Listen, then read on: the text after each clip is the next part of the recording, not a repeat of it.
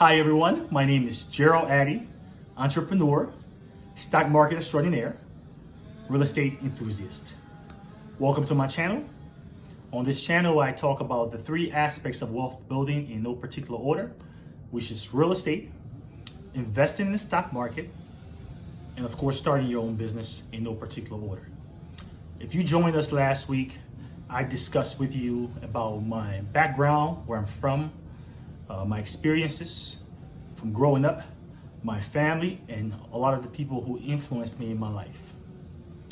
Today, I will be touching on my life story as it pertains to coming to America in 2006 when I was 18 years old, and how over time, over the stretch of the last 15 and a half years, I was able to create a career as a financial advisor, working with great banks like Wells Fargo as a branch financial advisor, working with banks like Chase as a branch financial advisor, and also starting my own practice with one of the best wealth investment companies in America, being Merrill Lynch.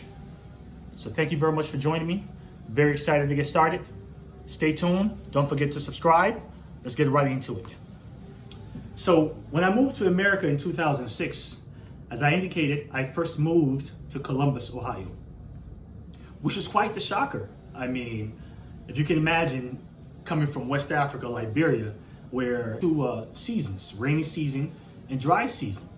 And you can imagine coming to America, and especially Columbus, Ohio, which is a colder state, and having to get introduced to snow. So needless to say, it was quite the experience, quite the shocker.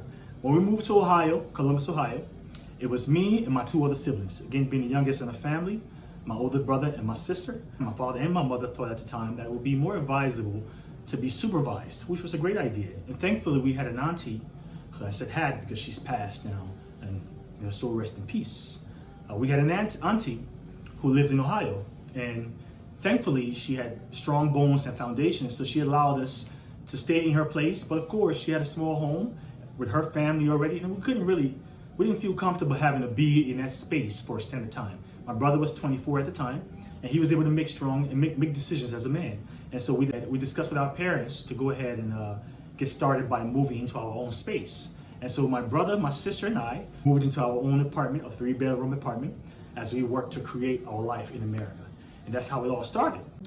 My guidance counselor and I from high school drove to the community college at the time, Columbus State Community College, where I enrolled and started my first classes. So I remember while driving down to Columbus State Community College, she asked me, "Gerald, what do you want to do?" And I mean, all I could think of was all those big degrees. Like, I want to be a doctor, I want to be a lawyer, and all these things. I want to be an accountant. And I had these visions of mine because, of course, growing up in Liberia, my father had already set this expectation that, and like most Africans, we have to be the best we can be. You're going to get the big degree and get a job and do something impactful for your family over time. And so I had the same vision as well. And I wanted the big profession. And lo and behold, I didn't know what I was getting into, honestly. As we drove down to Columbus State Community College, she dropped me off, and my journey started right in and there. I had to go ahead and get signed up for college, get my student loans together. Because I didn't have my parents here, I had to change my status to dependent in order to be able to qualify for financial aid and other things like that. But thankfully, after spending 2 years in Columbus State, I transitioned to Ohio State. I spent a year in Ohio State, and then following Ohio State, I went to Capital University, where I finally graduated college. Now, I must admit that throughout my experiences in college, I never really created a real college experience. And also, that was because I didn't have any interest in school. I would go to classes and leave. I really didn't have any interest in school. I was bored being in school, and I had an entrepreneur mind, and I was just waiting to get out there into the world and be a businessman. That's truly was my passion. Because over time, I remembered I chose the first degree, which was accounting. And I went through accounting until I got to intermediate accounting. And particularly, I remember in a class at Capital University while studying for intermediate accounting. And my teacher comes in, and my professor comes in, and literally, she just pushes out the homework and say, "I'll see you tomorrow, get it done." And I looked at this for a while, and I told myself, I said, "Listen, this is not where I belong. I don't belong in accounting class." And sure enough, I pivoted from doing accounting, and I went into financial economics and business management. and eventually graduated college at Capital University. Now, the problem is, because I didn't have any passion in school, I only had the expectations of my parents that pushed me to have to perform. And so I didn't really do well in school. As a matter of fact, I even graduated with a 2.5 GPA. And when I graduated college with a 2.5 GPA, if you live in America, nobody's looking for you for opportunities. I wasn't highly touted. I wasn't searched for. People weren't interested. I didn't have the best GPA. I have friends who have 4.0, 4.5, 4.4 GPAs, 3.9. They were astounding, and people were looking for them. Businesses were looking for them, and rightfully so. And so I found myself in a predicament again. I had pushed myself through college. I didn't do well in college, and so I wasn't really pursued as far as jobs. And so having a business mind and coming from West Africa, Liberia, having known that we had a long period of war, and for the first time in all of Africa, we had the first female president in Ellen Johnson Sirleaf. And she brought some stability to Liberia, and infrastructure started to move on. And my ex-wife at the time, I told her, I said, listen, I found some struggles with being able to get a job in America, and I've always had a passion for business. And so with a lot of construction going on in Liberia, I want to buy a dump truck, ship it to Liberia, and start a construction company in Liberia. My ex-wife bought into the idea. So I told her, I said, listen, there'll be a lot of opportunity for infrastructure. While I have an idea of buying a dump truck and shipping this to Liberia and being involved in the infrastructure that's going on in Liberia. A few months later, we shipped a dump truck. I went to Greensboro, North Carolina. Trying to buy a dump truck, I went to the most rural parts of the country because I figured those people out there, they have trucks, and it wouldn't be as expensive because it's at their disposal. They're constantly working on trucks, so they would have some deals. And sure enough, when I went to Greensboro, North Carolina, I bought a dump truck that I then had driven to Maryland to be shipped from Maryland to Liberia. In addition to shipping the dump truck, I also purchased a couple of vehicles that I also shipped to Liberia as well as a fallback plan, just in case my business doesn't start off quickly as far as the truck. Then I can have vehicles that I'm going to sell and have some income to send back to help with my family and also support myself while in Liberia. The plan was to eventually move my family to Liberia. And so over time, I started to start my business. I created my business in Liberia. My truck started to run consistently, and I was doing pretty well. In addition to starting a construction company, and I started to look to get contracts as a vendor with other companies that were looking to build expatriate homes that were coming. Because again, with a lot of development going on in Liberia, we have foreigners coming in consistently. So there were so many opportunities to be involved in infrastructure. And so I created a construction company while having a dump truck and selling those cars just to keep things afloat until the trucking business started to move in the direction I wanted it to move, while still developing a construction company, which turned out to be a great idea because I was able to land a contract with a great company where I was rehabbing expatriate homes. So trying to manage all of these things together and getting a new trajectory in my life, things were going well. So I moved my ex-wife and my children to Liberia, where we stayed in one of the homes my parents owned in Monrovia. While staying in this home, it was great. Developing the business was great. Things seemed great. My ex-wife took a little bit of time to try to adjust. It was difficult for her in adjusting, but in time, she started to become more and more comfortable. However, unfortunately, with all of these things moving and the progress we were making, Ebola happened. And for those of you who don't quite recall, this is around, so I moved back to Liberia in 2012. By 2014, Ebola happens. And with Ebola happening, we have to now come back to the US. And I had lost work experience for maybe almost 2 years, having been working in my business. So I sold my dump truck, sent my family ahead, sold my dump truck, completed my final contract, got paid, packed everything up, and came to the US. When we migrated back to the US, we moved to Charlotte, North Carolina. That's my 2 children and my ex-wife.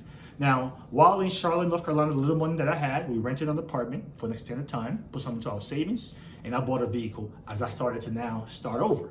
So the process of starting over was just mind-blowing. I mean, imagine having to be in a country in Liberia, having a career and working in the right direction, but then all of a sudden you're having to start over. And that's exactly what happened. I came back to the US in Charlotte, North Carolina, and I had to start over. Thankfully, at the time, Charlotte was considered the second largest business economy in all of the US, next to New York. So they had a lot of banks. I don't know where they are now. They had a lot of banks.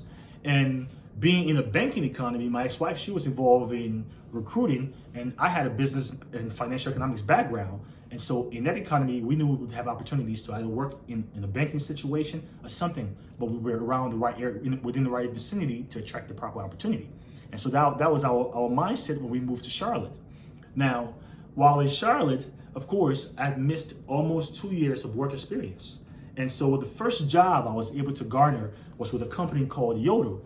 And Yodel was an online marketing company where we call small to medium-sized business owners and try to help them with exposing their business online, creating more exposure, optimization, and things like that. It seemed like a great opportunity to be able to impact small businesses. And the person that I am motivated by my ability to impact people, to be able to show them something that they've never seen before. I want to be a part of helping people, and that's what drives me. And so when I joined Yodel, I joined it particularly on the opportunity of being able to improve those small to medium-sized business owners that were looking to grow their business. And I believe by doing so, I would then be compensated. And so that was my mindset. But when I went into this environment with Yodel, it was just sales. It literally had no bearings whatsoever on actually impacting the small to medium-sized business owners. They were creating just generic things. And so I lost my passion working for a job that only paid me $17,000 a year, plus everything else would have to be commissions. And so I started to lose my passion. I wanted to go into something that would make me satisfied and comfortable. And so I decided I was going to quit that job and focused on my career again and what I wanted to do in creating a business. And so I quit the job and I started to focus on the business. I started an import-export business in Charlotte, North Carolina.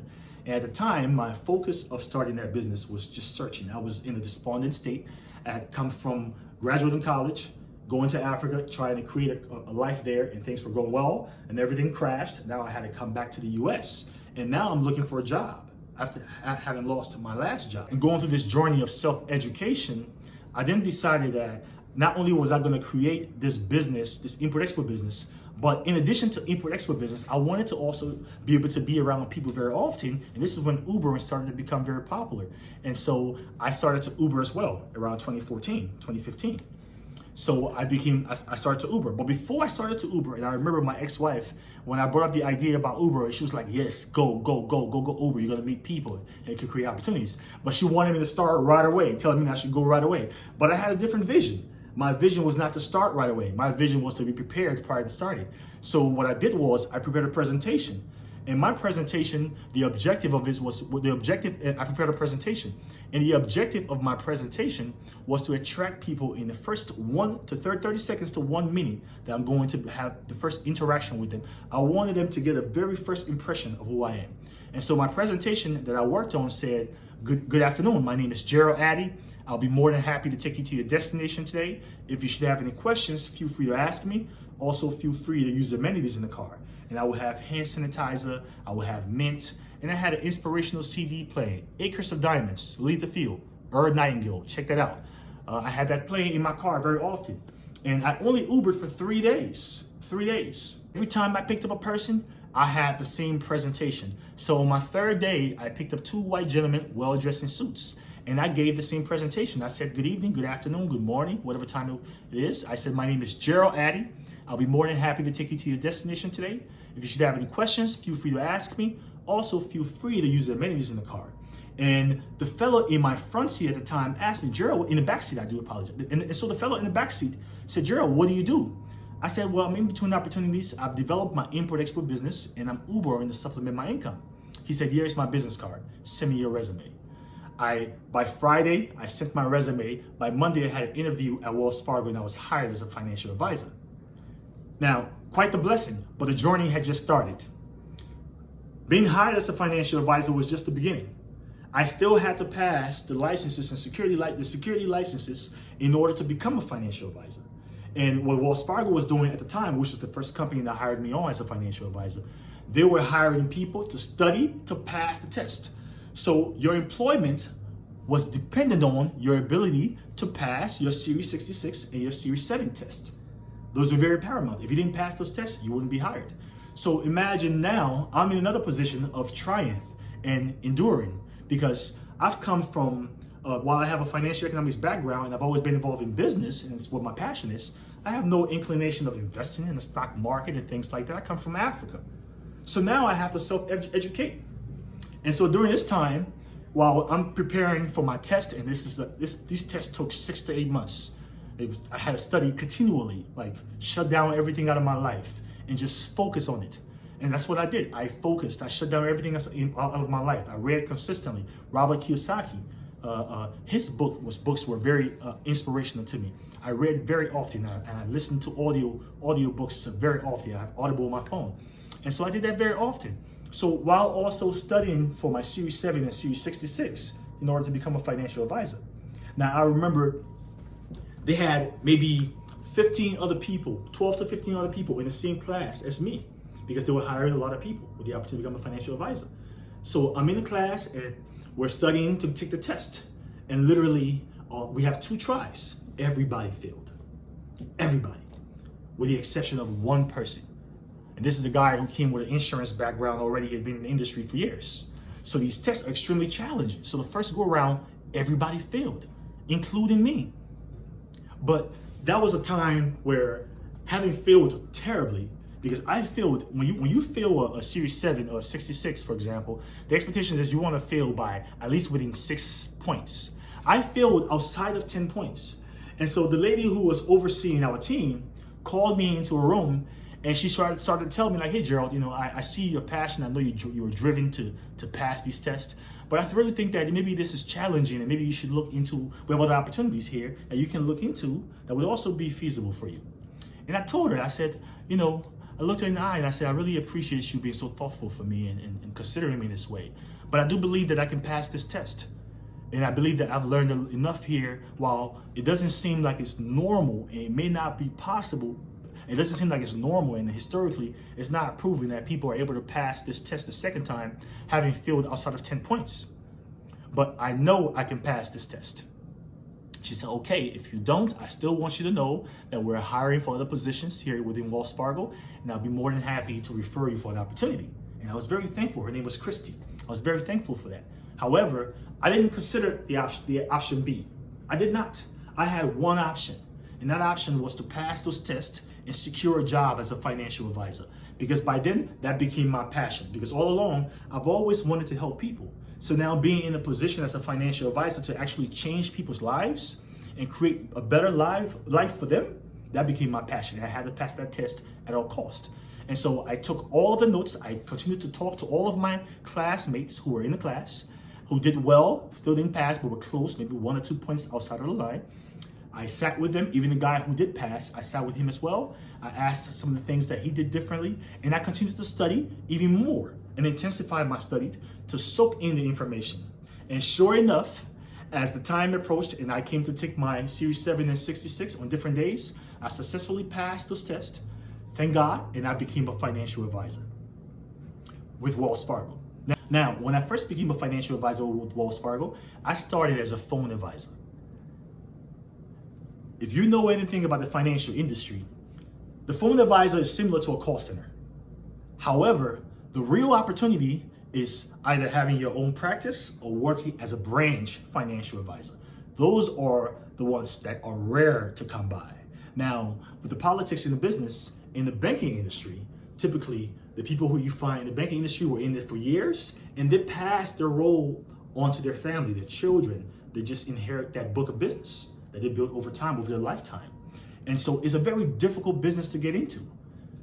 Now, while in the call center, as a financial advisor, I had a passion for something bigger. I wanted to be in the branches. I wanted to be interpersonal with people. I wanted to be able to impact them, understand what was going on, and have a personal touch with them.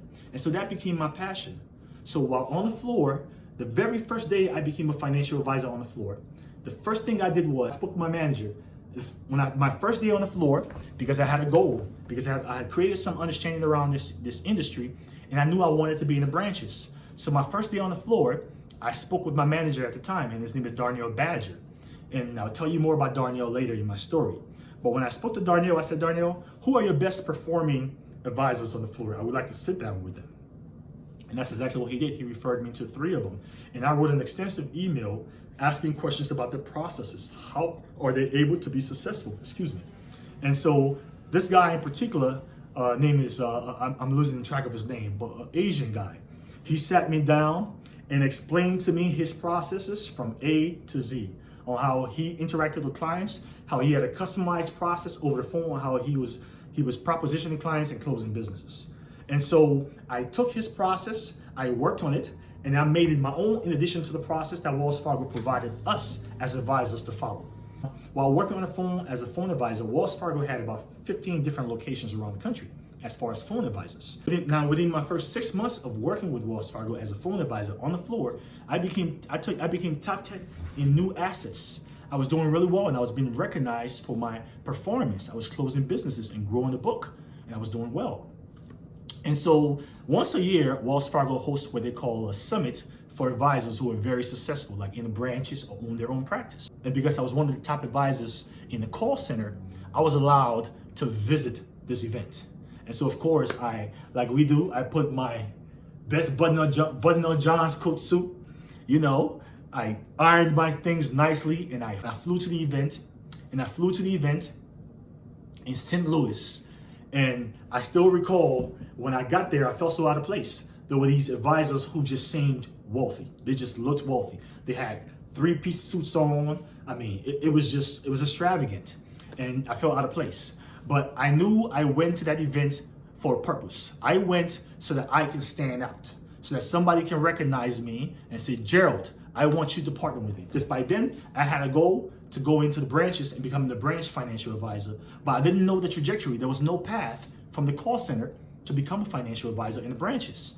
And so when I visited this summit, I collected 50 business cards along my way of just interacting. But I still remember, while interacting with people, I told my story on how I became a financial advisor. And a lot of people were touched by my story. And I remember people surrounded me as I told this story of becoming an Uber driver that later on became a financial advisor and passing my Series 66 and 7. So when I became a financial advisor, when I went to the summit, these people, while they're listening, so when these people gathered around me and listened to me, they were very impressed by my story. And so whenever I interacted with anybody, I took their business card and I jot down on the back of the card some part of the conversation that was unique that I can reference later. When I returned home following the event, while it was a successful event, I went home and I wrote individual emails to all 50 of those business cards, also referencing what I jotted on the back of the cards. And when I wrote those emails, about 5 people responded. Those 5 people, I requested their direct cell phone number, and I stayed in touch with them, periodically updating them on the successes I was garnering while on the floor, the call center floor with Wells Fargo. I had a goal. My goal was to be on that floor for a year, nothing more than a year. If I had to go 2 years, fine, but my goal was a year.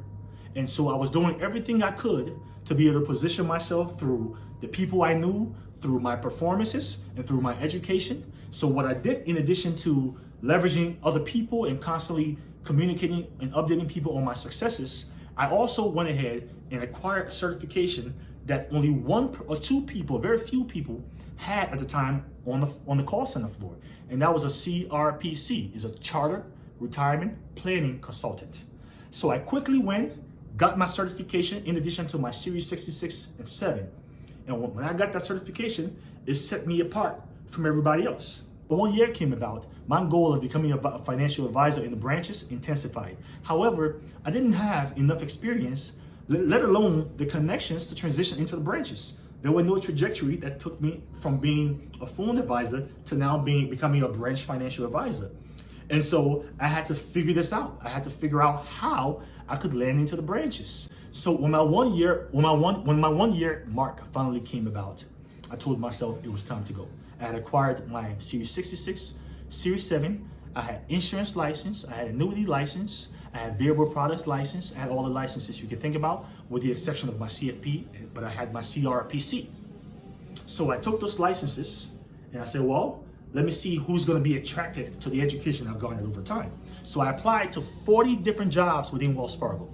And literally 40 different jobs, and only one person responded. Now, mind you, while I was applying to those jobs, the relationship that I had established, I was updating consistently about my progress, I kept those relationships going as well. When I applied to those 40 jobs, one person responded, and that was in Greens Bay, Wisconsin. Now, mind you, I accepted the opportunity, but when I looked up the demographics in Greens Bay, Wisconsin, it was practically no black people at all. And I didn't feel comfortable going to a whole different state and feeling alone and just lost. It just didn't look like the path I wanted to go. However, it was an opportunity I didn't have, paying me about $35,000 more than I was being paid as a phone advisor. So I had to take this opportunity. However, I took it, I held it, and I started to call the few individuals that had interest in me. One person in particular was an advisor in the Atlanta market. He had established interest in me over time, and I knew I had an opportunity that was definite, that I could count on, but I didn't want this opportunity. Now, what can I do? It occurred to me that if I took this opportunity and leverage it by calling these people who have interest in me as well, established interest in me, and letting them know that I have an opportunity that could take me away from them, possibly here, maybe it's time that they do something a little more focused and seriously in bringing me over to join their team. At least that was my concept.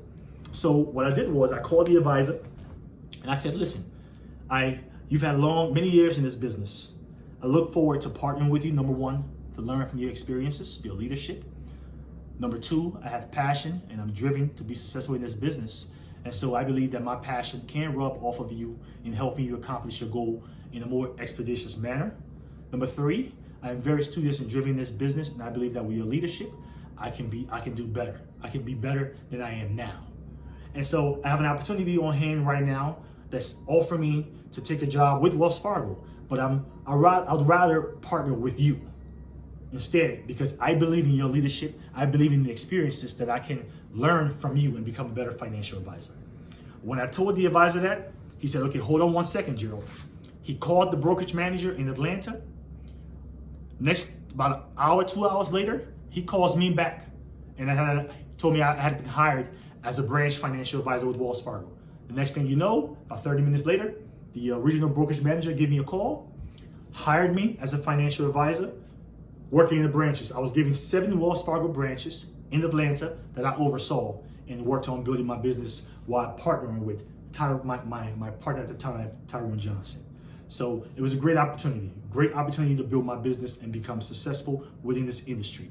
Now, if you know anything about the financial industry, becoming a branch financial advisor was the greatest accomplishment I had ever accomplished. And I was overseeing 7 Wells Fargo branches, and it just couldn't have been any better. It's what I thought. But again, like everything in life, you're going to endure, and you have to have the propensity to keep pushing forward. So when I became a branch financial advisor, what I didn't realize is I was going to get a pay cut, because not only was I getting the pay cut, it's because 30% of my income as a branch financial advisor is now based on commissions. They expect me to close businesses and create my income off of building my own business, which was ideal. However, I had 2 children and a wife, and it just didn't make sense to have to start getting paid $55,000 a year and plus commission over time, of course, but it still seemed difficult. However, I committed.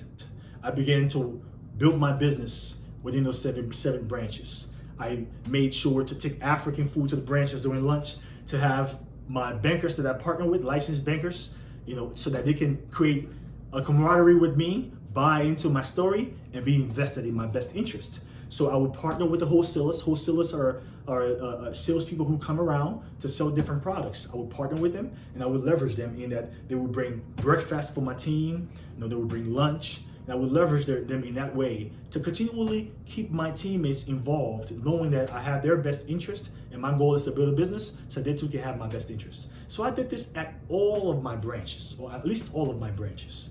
And especially the ones that were constantly performing, where I identified an individual who wanted to be successful as well, like a licensed banker who was passionate about building their career.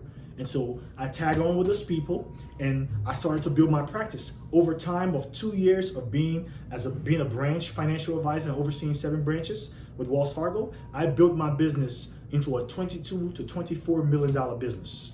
that I was under my management. As I built my business, a lot of companies started to reach out.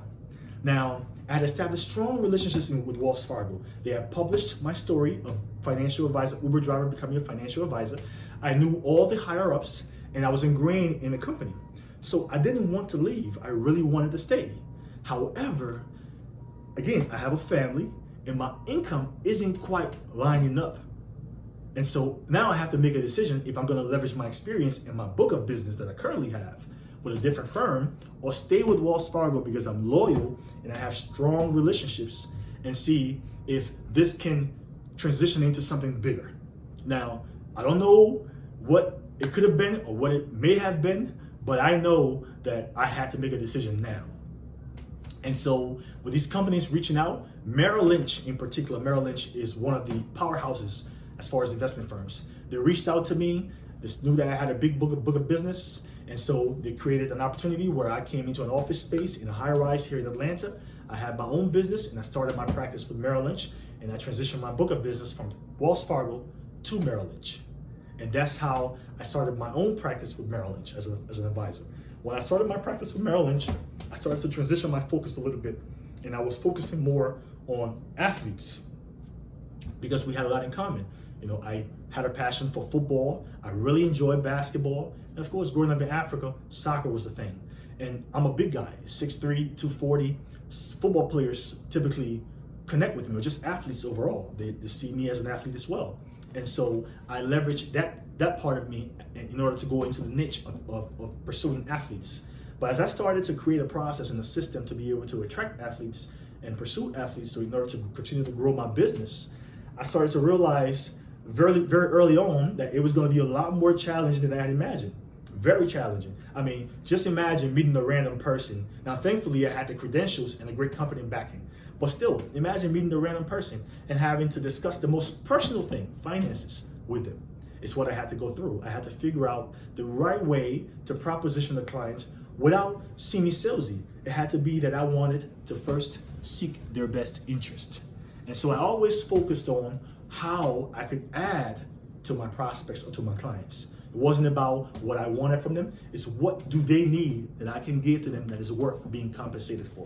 And that was my idea. And so that was my process in how I propositioned my clients and prospects. So over a year of being with Merrill Lynch and building my business, Corona happened. When Corona happened, now mind you, I'm West African. I was born in Liberia, and I moved to America at 18 years old. I don't have family and friends who are wealthy that I just call and they connect with other friends so that I can be their advisor. I have to literally leverage my God-given talent, my charisma, my ability to communicate. These are the things I have to leverage in order to be able to connect with people and build my business. And so with Corona happening, our business now transitioned from interpersonal to now being remote. So now I'm going to proposition a stranger over video call. My business again became very challenging. And I decided from then on that I had to go back into the branches. And so I joined Chase. When I joined Chase as a private client advisor where I oversaw 3 Chase branches. And the objective of joining Chase, of course, in the banks, your accounts are right there. I get to see everything that's going on when a client walks in. They already have a banking relationship with the bank. And so I see all their monies. At this point, I just have to create an understanding between them and I, trying to first understand what's the objective of the money and creating and letting them see the value of maximizing their money, putting it to work instead of having it sit into a savings or a checking account. And so my business became easier, and which is why and so the banking process is a little bit easier in that the clients walk into the bank already having established relationships, and all I have to do is understand the situation and align them with the appropriate product to help them become successful financially. And that's what I was doing as a Chase private client advisor, which was a blessing because imagine I was just an African kid who came to America as a refugee, and all of a sudden I'm starting my own practice. I want to show you my business card. All of a sudden I'm starting my own practice, and this is my Chase business card here. This is the most recent one. So you see this is a private client advisor, vice president of investments. I don't know if you can see that. Okay. Anyhow, if I can take a picture of it and add it to the video, I will. But yes, I became a Chase advisor, and I was overseeing 3 Chase branches in the Marietta area. And so that is my career path of becoming a financial advisor. In my next story, I'm going to tell you about how I then was able to acquire properties and different things as my life evolved over time. What did I do to be able to own my house in Smyrna? What did I do to purchase the 2 homes that I own in Atlanta? How was I able to leverage my knowledge, leverage my experiences to be able to branch into businesses, into real estate, into starting your own business, and of course, investing in the stock market, which are 3 aspects that are very essential for wealth building. And so I want to share these experiences with you. Thank you very much for following. Make sure to subscribe to my channel. Thank you very much for watching. Make sure to subscribe to my channel. Again, through all of my experiences, I want to thank God, because again, nothing in life happens just by you. I got to be honest that I worked hard. I worked hard on speaking. I worked hard on the opportunities that I was able to get because I had to develop myself personally. I worked hard to attract the opportunities. But with all my hard work, I still am conscious that there are people out there who work just as hard, if not harder, but still can get the appropriate opportunity. Which is why in all that I do, I thank God, because with my hard work, He was able to help me garner the opportunities to continually grow in my career. And so thank you very much for watching. Don't forget to subscribe. Building a legacy brick by brick.